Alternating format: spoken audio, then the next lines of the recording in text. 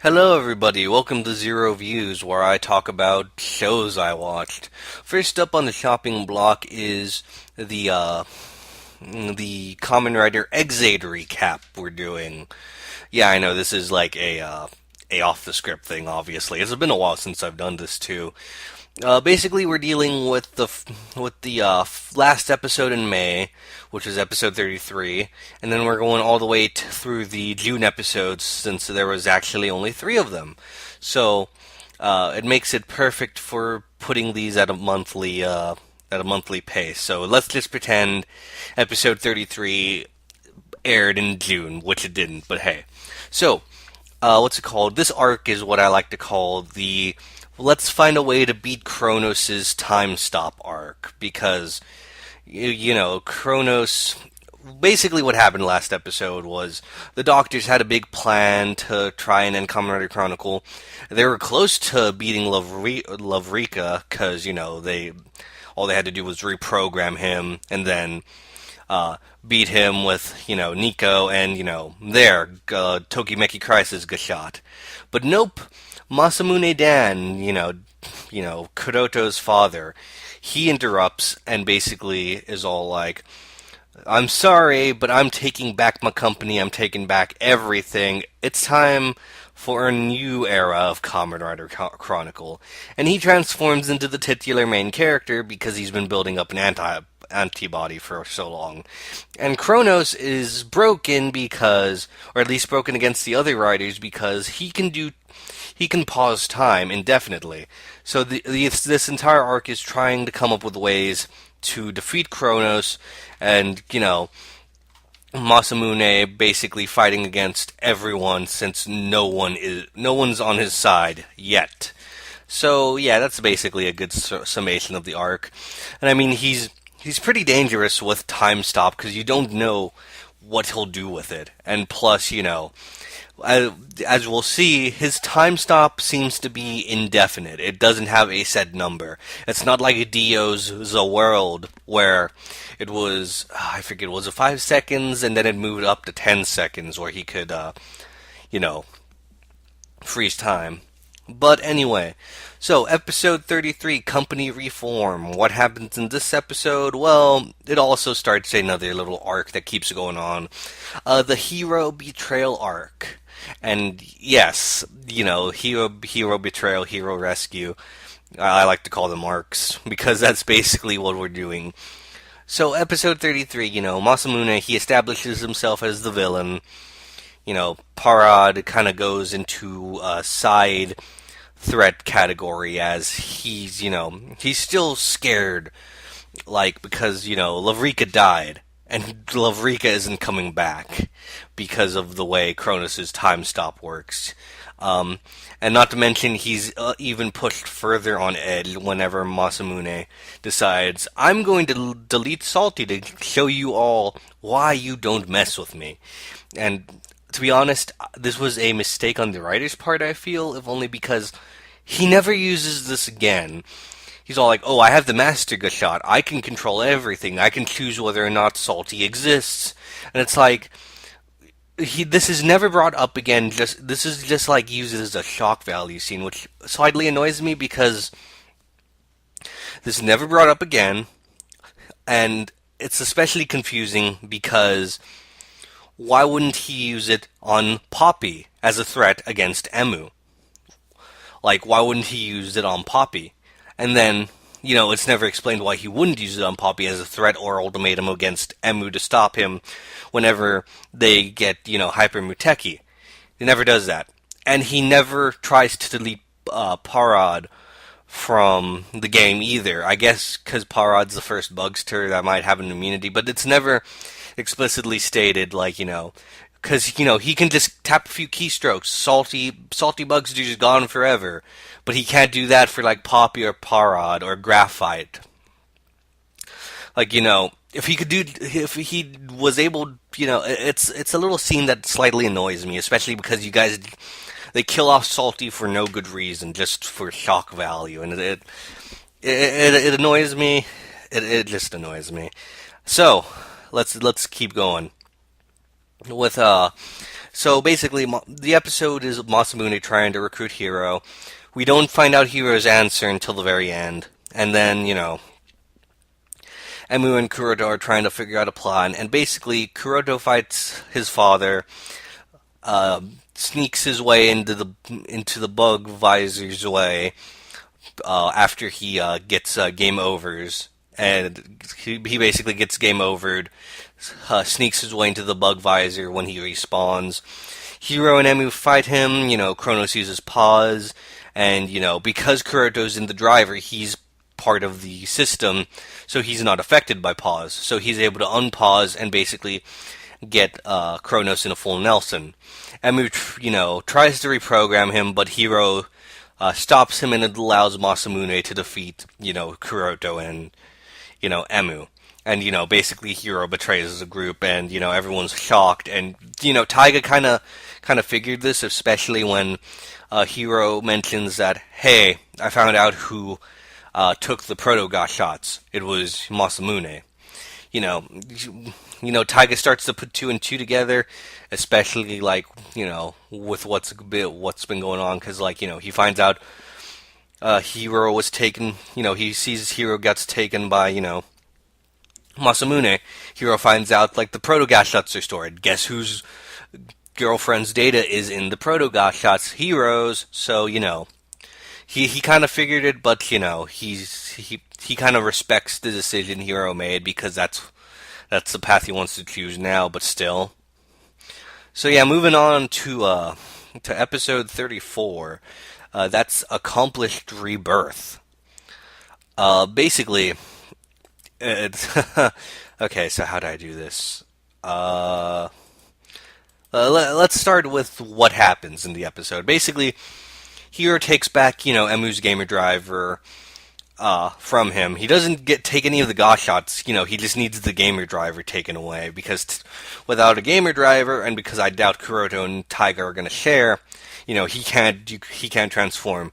But luckily, Kuroto repairs the one that was corrupted all the way back when Maximum Mighty X debuted and stuff. Because the one that Hiro took back was Kirya's driver. Curious now, isn't it? So we have some plotting from both sides.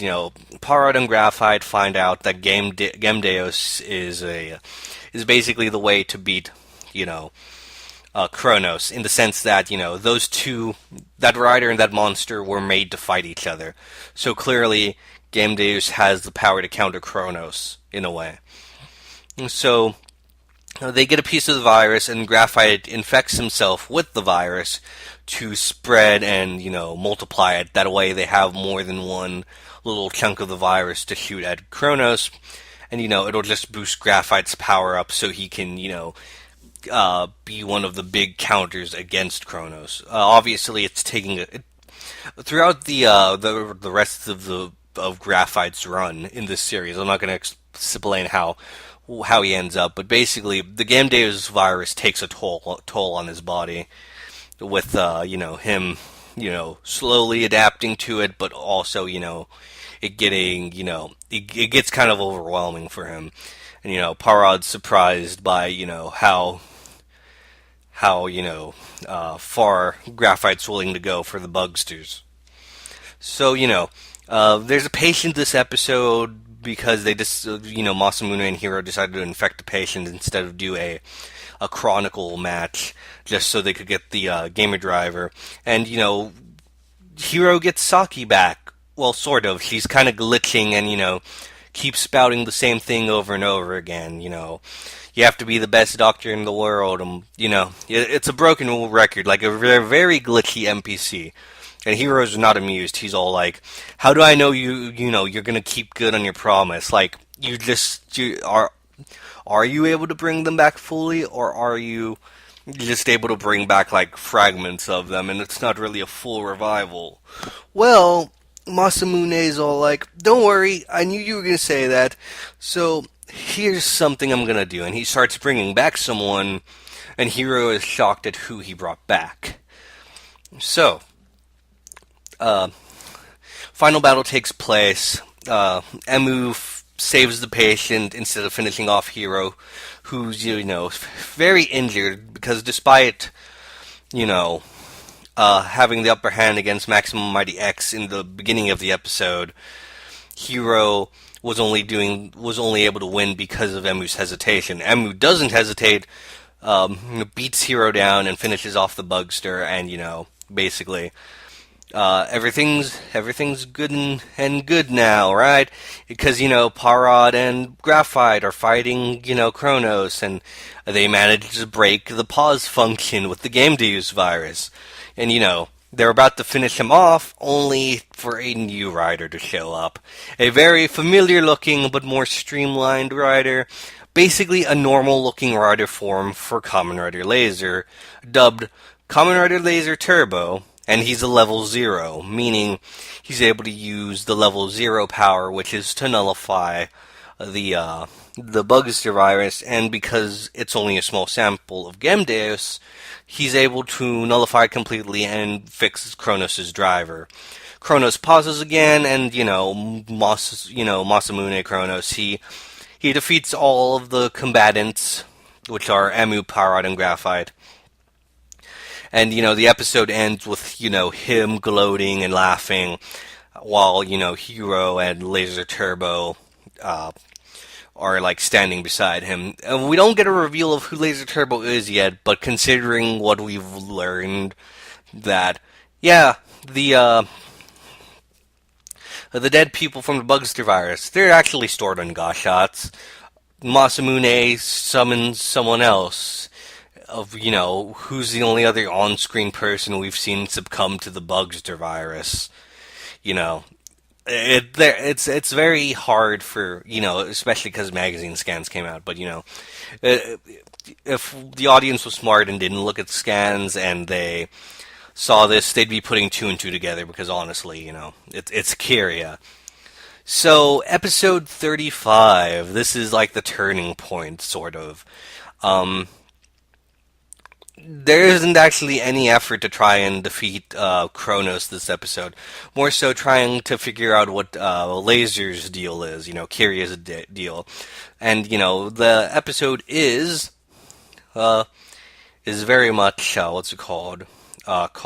Is very much called Rescue the Partner. So, you can guess what this episode is. It's the Kyria rescue episode. So the episode can basically be summed up as Kyria is found out to be Laser Turbo. They try to figure out what's going on. Emu guesses that Kyria was reprogrammed by Masamune whenever he was brought back from being Data. But turns out, after a reprogramming, Kyria actually did this of his own free will. Masamune brought him back, gave him the details on the situation, and Kyria was all like, yeah, Kamen Rider Chronicles, that sounds good. Emu couldn't stop it, so, let's go for that. And, episode ends with, what's it called? Or that whole little plot ends with Kyria telling Emu something. Emu freaks out and punches, Kyria to the frickin' like ground, and he's all like, "You're not my friend anymore," and everyone's all like, "What did Kyria tell you?" And it's interesting, but also, what's it called? This episode also shows that Masamune and Kuroto are both thinking in terms of moving ahead. So Masamune creates Tattle Legacy for Hero to use, as Hero. As Hero needs a stronger form to, contend against the higher level Bugsters, and Emu at level 99, since, they're still a threat, and, Hero needs to be the guy who regulates the Bugsters and Kamen Riders. He's basically the right-hand man, because, Kronos can't be doing it forever. But yeah. What's it called? Tattle Legacy is created, and, Kuroto, throughout all this time, is, working on a Gashot to counter the time stop. And he comes up with Hyper Muteki. So, what's it called? Hyper Muteki, that's going to be dealt with in episode 36, which we'll get to in a second. But let's talk about Laser Turbo. Because, oh my goodness, I'm so glad they gave Laser a human form. They probably should have just done that to begin with.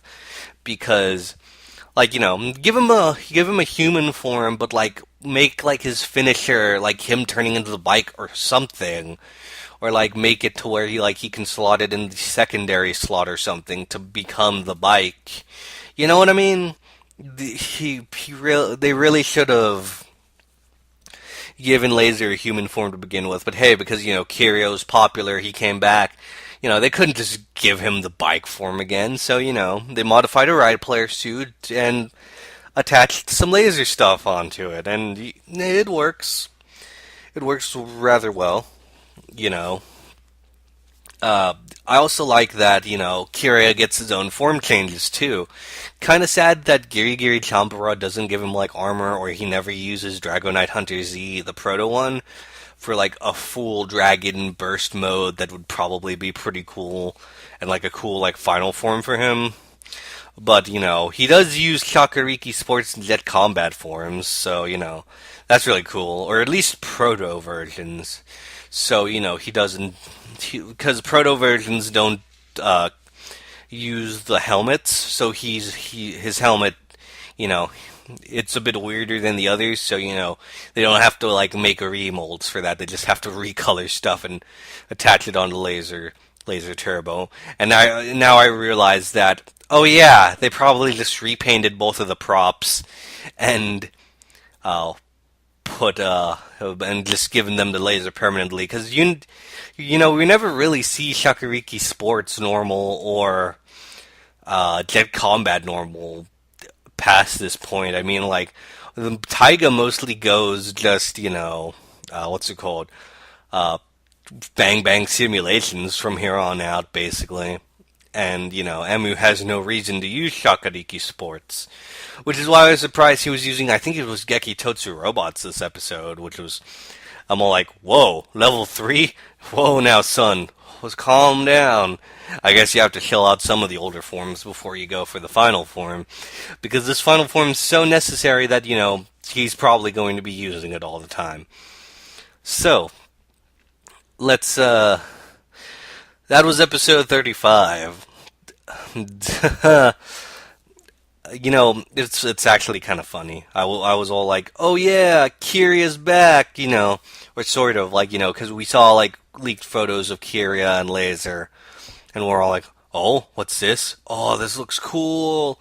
And then, like, we get the magazine scans, and my reaction goes from, oh yeah, Kiri's back. Oh no, my boy, because he was gonna be evil and stuff, or quote unquote evil, because episode 36, the perfect invincible gamer. Oh boy, this episode. So here's the latest stuff. So Genmu Corporation announces a Chronos-timed quest where Kamen Rider Chronos will appear, and you have to defeat him in order to get the power of Chronos. And then, basically, you can rule over all, you can save the game, you can be the hero. But, we all know that's bullshit, because even if a ride player, like, managed to defeat Chronos, the second they tried to transform, they'd be infected fully with the Bugster virus, get deleted, and then Masamune'd be all like, oh, would you look at that, he wasn't strong enough, and then go back on his merry way. So yeah, basically we have a three-way fight. It's Chronos, Hero, and Kiria versus Emu, Taiga, and Kuroto. And, Emu can't use Hyper Muteki for some reason.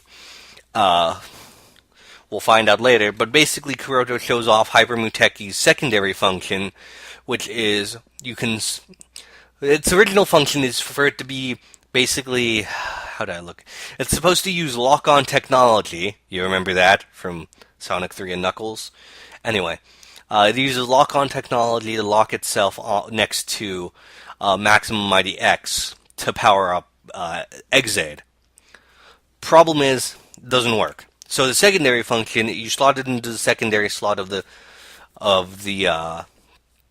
what's it called, gamer driver, and it gives you a 10-second invincibility mode, and basically it's an equivalent as to the power stars in Mario. But what the fun part about that is, using Hyper Muteki, you're immune to everything, meaning you're also immune to time stop. Only problem is Kuroto uses the 10 seconds to what's it called, to gloat so much that it times out. He gets frozen, and then Hyper Muteki is stolen. Uh, Luckily, though, we start to see Kiria kind of getting a bit smart because he gets Proto Giri Giri Chambara as a reward and stuff. And he's all like, "Hey, if I beat Exade, can I get Hyper Muteki?" And Masamune is all like, "Yeah, you know what? It's not like it'll be useful to me. Sure, but only if you defeat him." And so, that sets up stuff for later. But we find out that Emu can't access his Genius Gamer M side because he forcefully separated himself from Parad back when Paradox level 99 happened. And basically that means he can't use his mutated, or not mutated, but like his original strain of the Bugster virus to use Hyper Muteki. So Emu decides, okay, I'm going to talk to Parrot really quickly, and they devise a plan to beat Kronos, which is basically insert Parrot into Kronos' driver using Poppy's bug visor, and then what's it called? Parrot would get out of the pause, fight against Kronos, and beat him. That's basically the plan. So we get to the actual event itself. Masamune is fighting is about to fight two Ride players. Emu interferes, but, Kiria shows up. Masamune is beating down on the Ride players while Kiria basically beats, Emu. A bit too easily, I feel. At least it looks too easy, but that's on purpose, trust me. He beats him, and then Kiria's all like, "Hey, Hyper Muteki, please." And then Masamune is all like, "Sure, go and finish him." And Emu basically inserts Parrot into himself and then transforms into Maximum Mighty X, rushes forward, and before Kronos can pause, Kiria interrupts him, tosses Hyper Muteki to Emu, and after he's knocked away by Kronos, he reveals, "Hey, I was bringing you on a ruse cruise. That's right, I'd never betray my friends." And Kiria, such a despicable liar, but damn it, that was great to see Masamune get the tables turned from under him. And then it even goes further beyond because Masamune tries to pause Emu before he can use Hyper Muteki, or at least complete the transformation. Emu gets ready to transform, the little things flipping down from Hyper Muteki to cover the gamer driver screen, and Kronos pauses, and then he's all like, "I'm going to discontinue that game," and then it fully flips down and reveals that, yeah, no, your time stop won't stop Hyper Muteki's transformation. And then, we get Hyper Muteki, basically. I'd like to say it's like a combination of, normal Exade, Saint Seiya in a way, the star from Mario, Super Saiyan 3, and Supersonic, basically. It's a combination of all of those different forms, and it basically is this golden ultimate Exade that is basically invincible to, like, every attack. And when I say invincible, I mean invincible because whenever we see Muteki getting beat down, whenever everyone else loses their transformation, Emu still stays in Hyper Muteki. So, yeah, it really is the invincible gamer form. So, while time is still paused, Emu fights Masamune, and Masamune gloats how he's all like, "Oh, you only have 10 seconds, because, the secondary function only had 10 seconds. But then, we find out that, No, if Hyper Muteki is used properly, its invincibility is unlimited. So, yeah, get fucked, Masamune. He gets knocked out of Time Stop, and everyone's cheering. And then we get uh, a really cool beat down because Emu does this warp strike rider kick where he kicks, warps away, kicks again, and like goes all over the place. And Masamune counters as best he can, but a lot of them feel like glancing blows. It doesn't feel like there's any big blow against him. And Masamune is all like, "Oh, you thought that could defeat me?" And then, Emu stands up, and it's very much an "Omae wa mo shinderu" moment because, Kronos is all like gets hit, and then he starts getting hit multiple times, and then the hit markers turn into great markers, and then a few perfects, and then boom, flawless victory. And basically, Hyper Muteki, what's it called? I like the idea that Hyper Muteki kicks something, and the effect is delayed, and it's actually hundreds of hits. And that's really cool, and that's why I said, "Omae wa mo shinderu." I also wanted to say it again, but that's why I said it, because it's such a Fist of the North Star thing. It's like you're already dead. And then the hits take place. And he actually does that in the next episode, but we're not getting to the next episode or in this recording. But yeah, victory is ours. Kirya joins the good guys. He starts interacting with people. Like, he assumes Taiga and Nico are a thing, even though they deny it, and he's all like, okay. It's all like, hey guys, I also stole the rest of the Proto-Ga shots, and, yay! Good guys are winning, Kuroto and Kirya are going to have the best love-hate relationship ever, and, everything's all in well, except Hiro is still on Masamune's side, because Hiro wants to revive Saki. So, what's it called? Masamune threatens him to use Tattle Legacy to delete Exade, or else he'll lose Saki forever. And, Masamune is like holding the bug visor over to Saki, who's still spouting the same thing. And Hiro's all like, "No, don't do it!" And it's this dramatic cliffhanger. Even though, next episode preview kind of spoils that. No, Hiro's going after Paradox. So, yeah. But now that we have Hyper Muteki, now it's a matter of, okay, Kronos now has to figure out a plan to stop Hyper Muteki because it's the only thing that can beat him. And yeah, overall these 4 episodes were pretty good, except for, okay, I'll be honest, 33 and 34 slightly bored me a bit, if only because, while Masamune is an interesting villain for this first portion of his run, it was just, it's hard, nothing really happened in 33 and 34. Hiro betrayed them, but, it was very, very much a back and forth, especially when you include 35. It was very much oh hey, you want to see Masamune win every time? And then it's basically that. That can be episodes 33 to 35 can be summarized as that. 36, though, feels good, because the heroes finally have, a decent win after, a while of kind of just losses in a way. And it feels really, really nice. It's gonna go all to shit later, though, admittedly. But, yeah. So, episodes 33 to 36. Overall, I enjoyed them. And this was kind of fun to do. And, I hope to keep doing these Zero reviews, of monthly stuff. It's why these videos are going to be fairly long, because I'm not talking about one episode, I'm talking about multiple episodes. So, yeah. Anyway, I'm Zero. I'll be seeing you guys next time. Really enjoyed these set of episodes. Next time, I'll be looking at, I believe, July.